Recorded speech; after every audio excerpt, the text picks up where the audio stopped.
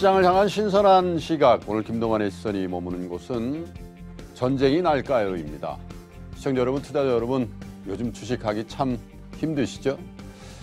글쎄요, 지난 주말까지만 하더라도요, 이젠 정말 끝났나 싶을 정도로 낙폭을 틔웠던 주가가 어제는 언제 그랬냐는 듯 미국 주시장이요, 하루 상승폭으로는 2015년 이후 가장 크게 올랐습니다. 전 세계를 재앙으로 몰아넣을 것이라던 미중 간의 무역 전쟁은 어느새 협상의 대상이 되고 있고요. 아직 물밑 협상 수준이지만 이미 미국과 중국의 당국자들은 지난 주말에 일촉즉발의 상황을 진화하기 위해서 나름 분주히 움직이고 있는 것 같습니다. 그렇습니다. 미국과 중국은 무역 분쟁을 겪고 있고 전쟁의 수준으로 확전될 가능성도 있습니다. 전쟁은 승자가 있고 패자가 있죠. 당연히 승자는 패배자로부터 전쟁의 비용에 대한 보상과 함께 전리품을 챙기게 됩니다. 그래서 한번 생각해 봅니다. 트럼프와 시진핑이 전쟁을 했을 때 승부는 어떻게 될 것이고 승자가 챙길 전리품은 무엇일까를 말입니다. 전쟁은 모든 것을 걸고 하는 겁니다. 그것도 G2라고 하는 이 두 나라의 전쟁은 현실적인 이익과 손해를 넘어서 트럼프의 Make America Great Again과 시진핑의 중국몽이라는 비전의 훼손을 전제합니다. 과연 이 모든 걸 걸고 전쟁을 해서라도 한판 승을 거두려고 하겠습니까?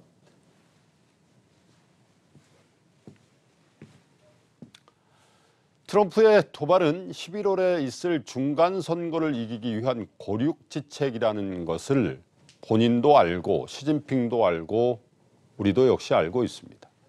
도발의 원인을 알면 전쟁은 잘 일어나지 않습니다. 그것도 기한부 도발이라면 더욱 모든 걸 걸고 전쟁을 해야 될 필요는 없을 수 있습니다. 트럼프의 스타일을 한번 보시죠. 최대 압박을 통해서 북한을 대화의 테이블에 나오게 했습니다. 상대를 극한적인 상황까지 몰아가고 결국은 협상을 통해서 그가 원하는 바를 얻는 바로 그 스타일이죠. 사실 이런 스타일은 그가 부동산 개발업자로 성공 가도를 달릴 때부터 단련된 스타일입니다. 아직 단정할 수는 없습니다만 우리가 너무 빨리 미중 간의 무역 전쟁과 그로 인한 세계 경제의 파탄을 단정하는 것을 조심해야 되는 것도 사실입니다.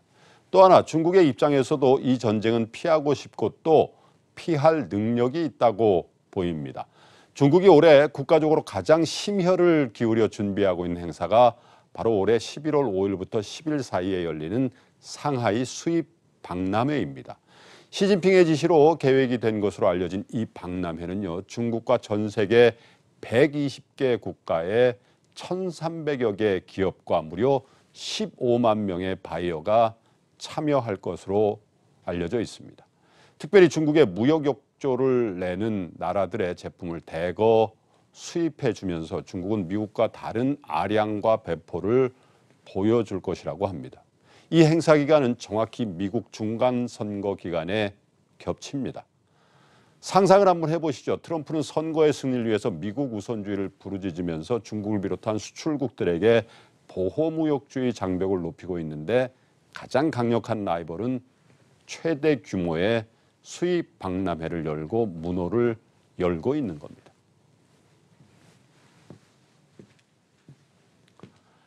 이 극명한 차이는 미국과 중국의 리더십의 차이로 전 세계에 각인될 수 있을 겁니다. 중국은 이번 트럼프의 도발을 강원책을 번갈아 가면서 쓰면서 전 세계에 대한 중국의 리더십을 확대하는 좋은 기회로 삼으려고 할 것입니다. 전쟁으로 파국을 맞으면 이 계획은 달성할 수가 없습니다. 아직 전면전으로 미국을 상대할 수준이 아니라는 것을 잘 알고 있기도 합니다.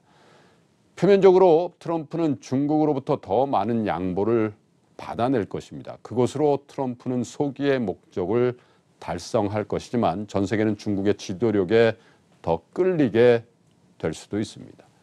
지난번 양회를 통해서 집권 기간을 연장할 토대를 갖춘 시진핑은 어쩌면 자신의 선대죠.